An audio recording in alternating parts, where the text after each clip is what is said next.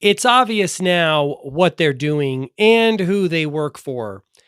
If you've been following the news and staying up to date on what the legislators are doing, representatives and Senate, it's really clear now to anyone who's paying attention and has any critical thinking skills whatsoever that they no longer work for the American people. We've known this for a long time. Many have known this for a long time. The House of Representatives just voted to impeach Mayorkas, the border, I guess, czar or head of the borders, which is interesting to me because it is 3 to 4 years too late and about 7.5 million people, illegals, too late. If you know anything about the Hegelian dialectic and this whole good cop, bad cop scenario that our government continually plays in order to advance their agenda, then this will be nothing new to you. And you'll be like, oh, yeah, that's how they do it. It does feel like on the bigger picture that we are in the bad cop era right now, or the problem era, and they have a solution up their sleeve. Remember, when they do the Hegelian dialectic, they always begin with a solution in mind, and solution is always more money, power, and control for them and the people that they really work for, and less of those things for the American people. We're definitely in the problem phase now, and it's my belief, based on what I listened to from the Corbett Report at CORBETTREPORT.com. Maybe you follow him, maybe you listen to him, but he tuned me up and really opened my eyes a few months ago to this whole border situation, because since this bullshit started, I've been asking myself, why on earth are our borders open? Why are we allowing so many people to come through? He enlightened me and said, hey, they want more control in the form of CBDCs and VACCINE passports and digital IDs. We know they want that stuff because that's how they are. They just want to control everything and, rule and lord over us, which is total and complete BS and a sign of, not being right in the head. No creature, no human being should ever want to rule over another one. That's a sign of a dysfunction in the mind, and they are that. But he really tuned me up in one of the episodes. It was from October, talking about this border situation and an executive order that Trump signed early in his presidency, maybe the first day, maybe the first week. It was very early on, that laid the foundation for increased border security and or digital IDs and or digital passports, all the stuff that we don't want. Any rational person would never want that stuff. But because they have conditioned society for so long, we're talking generational programming, right? Passed down through generations. Because they've conditioned society for so long, many people will willingly walk into that trap and not know any better, because they're just doing what the authority figures tell them to do, which is, the government, and they don't work for us, right? Then the government representatives always are doing what the people who they work for tells them to do, and who they work for are the private central bankers, corporations, billionaire philanthropists. Do you give any person in government a donation to their campaign, just as the pharmaceutical industry, I believe it was Pfizer, gave Trump $1 million, you own that person. That's who they work for. And it's very difficult to convince some people, that the government doesn't work for them because they don't give them the money. If you had $1 million or $1 billion, they would work for you. Like, they'll work for whoever has the money. Our world, it runs on finances, run our world. If you have money, you're going to get the shit done that you want to get done. This is why Bill Gates is ever able to do what he is doing. He has the money, right? So I also encourage people, right? Start building a parallel economy. Whatever you do, build and create wealth, and then you can have influence over the world, right? We need more positive influence in the world. We have enough wacky just weird people running this world. We don't need any more of that. So build parallel economies if you can.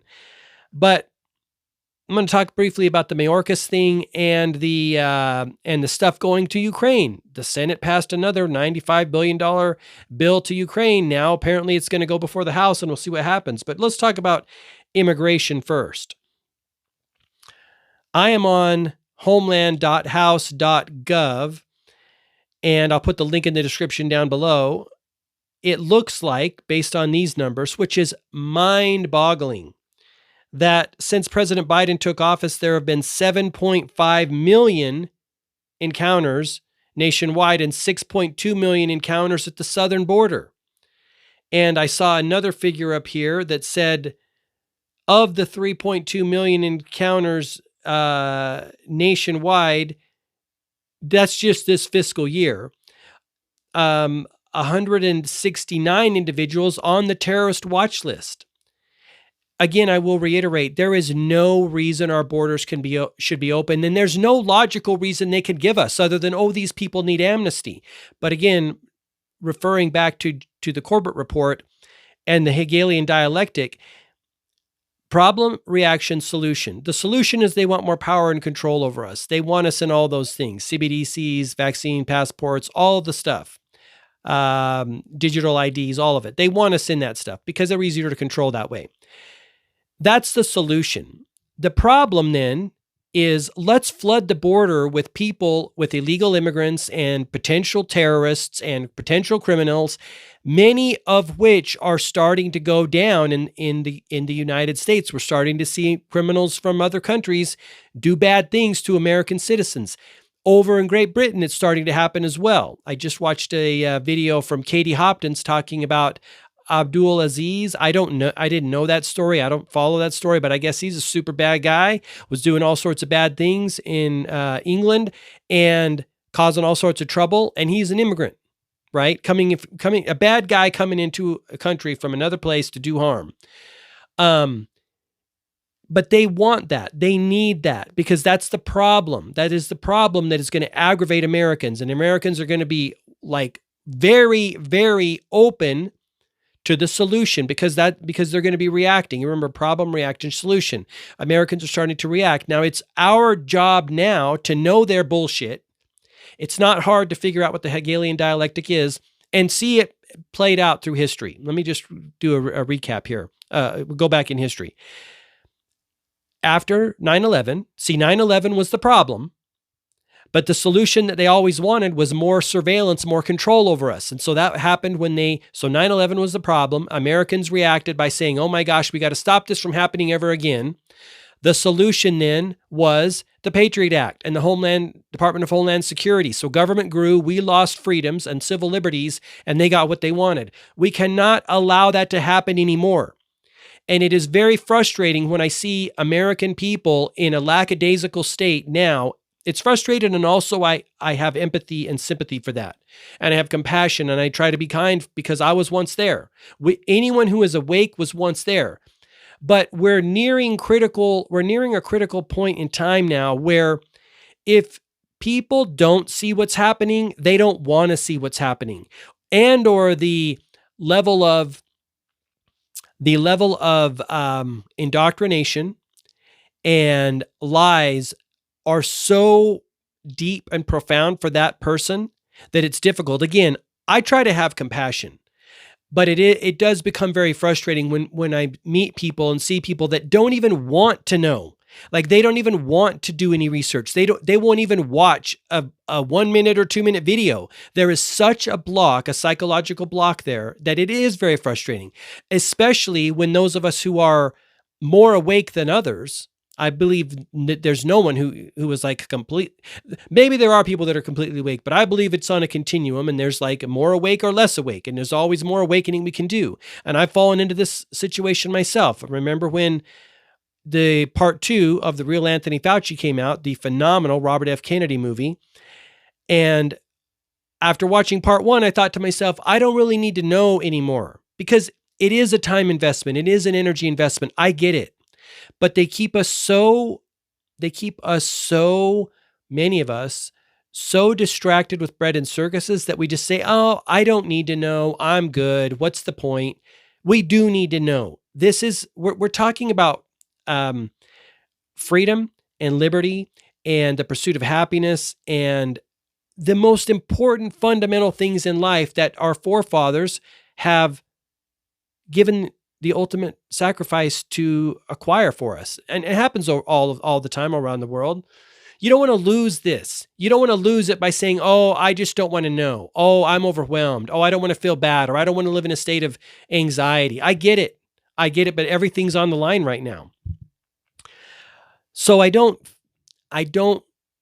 put too much blame on those people that just simply don't want to learn, but eventually, what else is the other option, right? I mean, it is game on time. We are very, very close to becoming permanently, permanently enslaved in the next level of the beast system. And I don't know anyone who would want that, especially people with children. Especially people with children. The people with children should be right on the front lines, wanting to know more all the time. And I'm not seeing that being the case. Again, I'm giving them a pass because I know how asleep people can be. And I know how painful it also is to wake up and how scary, right? The other day I shared a meme on my social media at G. Mark Phillips about the 6 levels of awakening that I found from someone else's Instagram, Laura Matsu, and she's sharing some awesome stuff. And it is all about doing the shadow work. It's about waking up. It's a personal endeavor. Like it has to be a personal thing. Like I can make this the Great Awakening Guide, which has all the resources in here and links, live links to videos. Even, like I said, the 2-part Anthony Fauci movie that's in here, which I paid for, but I found a link that's available for free, documentaries, books, videos, all sorts of information, and plus like 41 ways that you can save yourself, prepare for yourself, right? I can make this, but unless people go get it and actually actively go and want to learn about it, it doesn't even matter whether I made it or not. My thing that I always tell people is, I don't think people understand, and this is I'm not meaning to use this in the wrong way, but I don't think people understand how interesting and engaging and entertaining this is.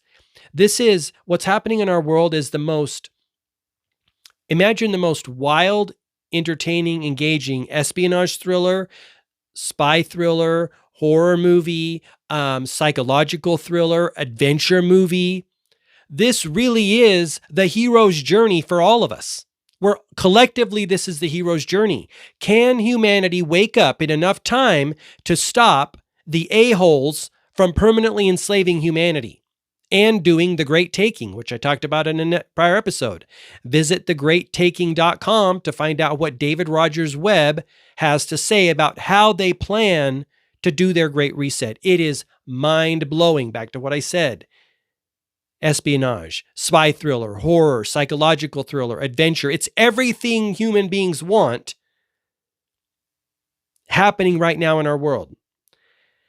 So I give people a pass to a degree, but there will come a point in time, and I think we're there now, where if you don't see it, you don't want to see it, right? And also, remember, if we all don't do our due diligence and want to try to wake up and want to know the truth, there could very well be a level of pain that comes upon a person if they want to remain ignorant. The level of the pain will wake them up, right? You can either have the pain of change or the pain of looking and researching, or you could have the pain of not, and it's going to be painful as well. And I've seen this in my own experience. Someone very close to me over the last 3 years, you may be able to infer what I'm talking about, had a very painful experience, and it was painful for all of the people in her family, and her, but that came about because of the level of belief in government institutions, in these entities, which they're not good people. They never have been. Let me leave you with this, and then we'll talk briefly about that $95 billion Ukraine thing. Falsus unus, falsus optimus. If one thing is false, it's all false. Because the lies are so good, So good. Many people cannot see them. And again, it's generational, right? Could be going on for centuries, probably thousands of years. Because the lies are so good, they're very difficult to see through. That's why we all have to be on our A game and asking questions, doing research, sharing knowledge and information. That's why I'm talking about this, sharing knowledge and information, using social media if you feel so inclined. But there will come a point in time when maybe some people will never wake up. I don't know. Let me briefly touch on this $95 billion aid package to Ukraine and Israel. That is another sign, another huge red flag that our government doesn't work for us. See, they're moving us closer to a war situation. That's why I make these videos. That's why I share on social media. I'm not going to stand by and let the BS artists, the corrupt and morally bankrupt people who are running our country get humanity into that type of a situation because they're working for the worst of the worst people on the planet. I'm not going to stand by and watch it happen without sharing knowledge and information to help people come to the conclusion that, hey, yeah, you're either on, there's two teams right now, Team Freedom and Team Humanity, or Team Oppressor and Team BS artists and Team Morally and Ethically Bankrupt. You're either on Team Good or Team Bad, right? And in this situation, there will be no conscientious objectors. The people in our world who are actively trying to stay out of it, actively trying to not know the truth, actively not seeking the truth for whatever reason, that's a conscious decision, a conscious choice that they're making, right? I get it that it's hard. I get it that it's unpleasant, but I will leave you with this again. There will either be the pain of change, the pain of wanting to know, the pain of seeking the truth, or there will be the pain of not knowing. Equally, those things are painful. By my estimation, it is far less painful and far less of an inconvenience to seek truth and knowledge, because knowledge will keep you safe. Knowledge will keep your friends and family safe. Ignorance could potentially bring pain upon you and or allow pain to happen to you or someone you love. And for me, that's a no-go. For me, that's a no-go. I love humanity. I love people. I love the people in my life. I love myself. And I know that when I know better, I'm going to do better. I'm going to be better. That's why I sometimes get a little frustrated with people that are adamantly do not want to know what's going on in the world. And then I have to go back to my heart and realize that I've been there. I get it. I get it. Go pick up the guide at greatawakeningguide.com. This is version 3. I'm coming out with version 4 at some point in time. I'm also working on some other projects. And I wish you all the best until next time that we talk. And thank you for watching this video. Leave me a thumbs up if you got some value out of it. Share it with a friend or family member. That's why I make these. Okay. Thanks very much for listening. I appreciate you very much. And until next time, I wish you all the best health, wealth, and success. Bye-bye.